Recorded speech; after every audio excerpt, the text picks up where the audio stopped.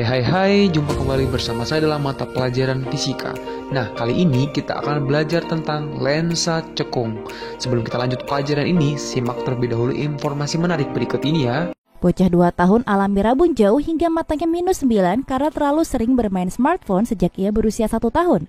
Di era teknologi seperti saat ini, demi membuat anak-anaknya tetap diam dan duduk manis, banyak orang tua yang memberikan anaknya smartphone atau tablet. Namun, membiarkan anak bermain smartphone sejak dini bisa berakibat buruk, seperti apa yang terjadi dengan anak ini. Dilaporkan dari China Times, anak perempuan berusia 2,5 tahun bernama Xiaoman, asal Jiangsu, Cina, sejak berusia 1 tahun sudah diperbolehkan memegang smartphone. Orang tuanya merasa ia menjadi lebih tenang ketika bermain dengan smartphone, sehingga ia dibiarkan memandang layar smartphone selama berjam-jam setiap harinya. Selama setahun, Xiaoman mulai terlihat sering menyipitkan mata dan mengerutkan keningnya, namun orang tuanya tidak menganggap serius kebiasaannya ini. Sampai suatu hari, Xiaoman dibawa ke rumah sakit untuk melakukan check-up. Dokter kemudian menemukan Xiaoman mengalami miopi 900 derajat atau rabun jauh hingga -9 dan tidak bisa dipulihkan. Dr. Liu Wei, sebagai kepala bagian mata anak Departemen THP Rumah Sakit Kesehatan Ibu dan Anak Yangzhou, menyatakan Xiaoman masih terlalu kecil untuk bermain dengan smartphone. Kemungkinan besar dengan bertambahnya umur, rabun jauh yang dialami Xiaoman akan semakin memburuk. Dr. Liu Wei menyarankan anak di bawah umur 3 tahun jangan dibiarkan bermain dengan smartphone atau tablet. Penggunaan produk elektronik untuk anak berusia 3-6 tahun harus dibatasi, tidak boleh melebihi 30 menit per harinya. Ia juga menyarankan agar orang tua lebih waspada dengan perilaku anak-anak yang menunjukkan tanda masalah dengan penglihatan mereka. Misalnya sering menggosok mata, sering berkedip, menyipit, dan mengerutkan kening. Berdasarkan informasi tersebut, dapat kita simpulkan bahwa lensa cekung ternyata memiliki manfaat dalam kehidupan sehari-hari. Salah satu contohnya dimanfaatkan untuk menolong orang yang susah untuk melihat benda dalam jarak yang jauh. Nah, bagaimana sih pembentukan bayangan pada lensa cekung? Simak terus video berikut ini ya. Oke, sekarang kita masuk kepada rumus-rumus yang berlaku pada lensa cekung. Nah, rumus-rumus yang berlaku pada lensa cekung sebenarnya sama dengan rumus yang berlaku pada lensa cembung yang sudah kita pelajari ya lewat video pembelajaran kemarin-kemarin. Nah, hubungan antara jarak benda, kemudian jarak bayangan, dan jarak fokus yaitu 1/s tambah 1/s aksen itu sama dengan 1/f. Nah, kamu perlu ingat bahwa dalam lensa cekung f-nya itu bernilai negatif. Ya, f bernilai negatif. Nah, kemudian untuk mencari perbesaran bayangannya, perbesaran bayangan dilambangkan dengan M besar, itu sama dengan S aksen dibagi dengan S. Atau boleh juga menggunakan tinggi bayangan dibagi dengan tinggi benda. Oke, H aksen dibagi dengan H. Nah, kemudian untuk daya atau kekuatan lensa. Nah, untuk mencari daya ataupun kekuatan lensa, itu dengan menggunakan rumus P sama dengan 1/f ya. P itu dari kata power yang dibuat satuannya itu dengan satuan dioptri. Jadi satuan dari daya lensa itu adalah dioptri. Nah, kemudian ingat di sini 1/f berarti f-nya itu dalam satuan meter. Kalau misalnya f-nya dalam satuan cm, maka kamu menggunakan rumus P sama dengan 100 dibagi dengan f. Oke, sekarang kita masuk ke contoh soal tentang lensa cekung. Yang pertama, sebuah benda diletakkan 12 cm di depan lensa cekung. Nah, jika jarak fokus lensa tersebut 4 cm, tentukan bagian A jarak bayangan, yang B perbesaran bayangan. Oke, kita buat dulu diketahui seperti biasa ya, diketahui. Oke, diketahui di sini yang pertama, sebuah benda diletakkan 12 cm di depan lensa cekung, berarti itu adalah jarak bendanya ya, sama dengan 12 cm. Kemudian jika jarak fokusnya berapa katanya? 4 cm ya. 4 cm. Ingat, dalam lensa cekung nilai fokusnya itu bernilai negatif ya. Jadi -4.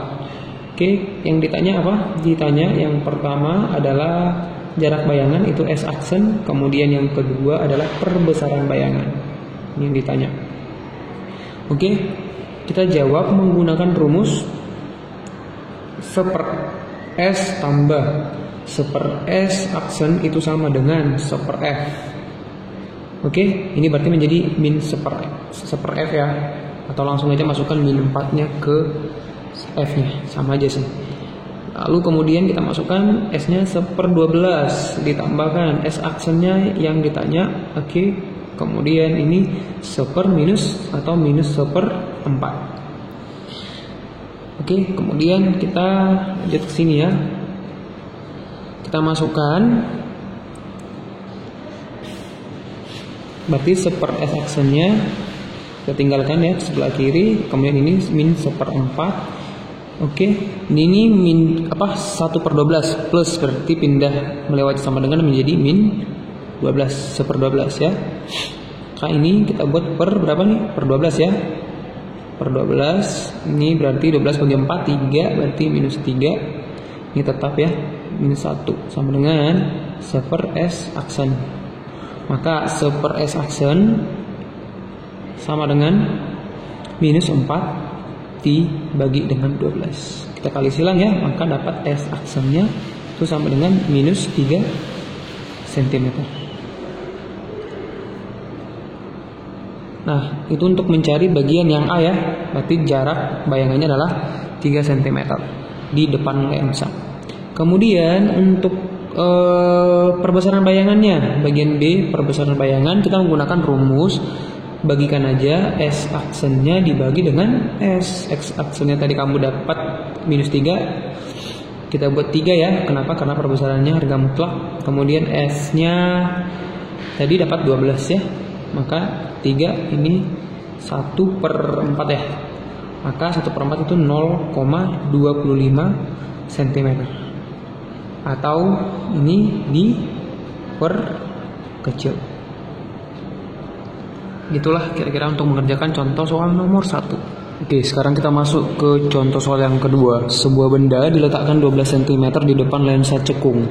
Ternyata bayangannya terbentuk pada jarak 4 cm di depan lensa. Tentukan kekuatan lensa tersebut. Oke, seperti biasa kita buat dulu diketahui. Sebuah benda diletakkan 12 cm, berarti ini ya adalah jarak benda. Oke, berarti S sama dengan 12 cm. Kemudian ternyata bayangannya terbentuk pada jarak 4 cm di depan lensa. Berarti S aksennya di depan lensa, berarti -4 cm. Ditanya apa? Ditanya adalah kekuatan lensa tersebut atau daya ya. Daya itu dilambangkan dengan P, power ya. Oke, rumus yang kita perlukan untuk mencari power tadi adalah P sama dengan 1/F. Betul ya? Kalau ini dalam satuan meter, atau boleh kamu menggunakan P sama dengan 100/F kalau F-nya dalam satuan cm. Nah, di soal belum dikasih tahu berapa titik fokusnya. Jadi kita cari dengan menggunakan hubungan antara fokus, jarak benda, dan jarak bayangan. Rumusnya masih sama, yaitu 1/S tambah 1/S aksen itu sama dengan 1/F ya. Oke, kita buat ke sini.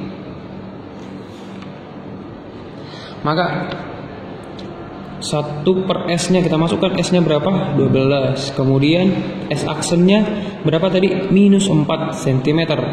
Itu sama dengan 1/F ya. Kemudian kita samakan penyebutnya. Samakan penyebutnya ya, 1/12 berarti per 12 ya. Ini 1 ya. Ini kemudian 12 bagi -4 itu -3 ya. Kali 1 berarti -3. Itu sama dengan 1/F. Berarti ini adalah -2/12. Itu sama dengan 1/F. Maka kita kali silang, kita dapat F itu sama dengan -6 cm. Setelah kita dapat dalam satuan cm, kita menggunakan rumus yang P sama dengan 100 dibagi dengan F. Maka kita buat P sama dengan 100/F. Ingat F-nya dalam satuan cm ya.